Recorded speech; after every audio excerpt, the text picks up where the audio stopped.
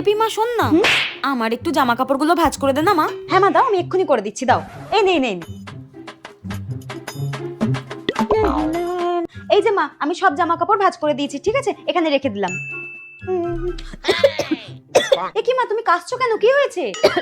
মা টেপি, আমাকে এক গ্লাস জল এনে দে তাড়াতাড়ি। দাঁড়াও দাঁড়াও দাঁড়াও, আমি এক্ষুনি আনছি, দাঁড়াও।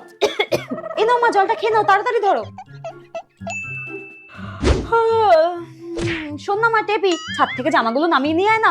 মা, আমার একটা ইম্পর্টেন্ট ফোন আসছে, আমি একটু কথা বলে নিই, তারপরে আমি ছাদ থেকে জামা কাপড়গুলো এনে দিচ্ছি, ঠিক আছে? হ্যাঁ, হায় ভগবান, সারাদিন আমি কাজ করতে করতে মরে যাই, তাও আমাকে কেউ দেখা নেই। একটা সামান্য কাজের কথা বলেছি বলে তুই আমাকে না করে দিলি মুখের উপরে। হ্যাঁ মা, আমি তো বললাম জাস্ট ফোনে কথা বলে নিয়েই জামা কাপড়গুলো এনে দিচ্ছি, তুমি এরকম কেন বলছো? হ্যাঁ, পরে তুই আর করতিস, সারাক্ষণ শুধু ওই ফোনের মধ্যে খুচুর খুচুর করা, টোটো করে ঘুরে বেড়ানো, আর কোনো কাজ আছে তোর?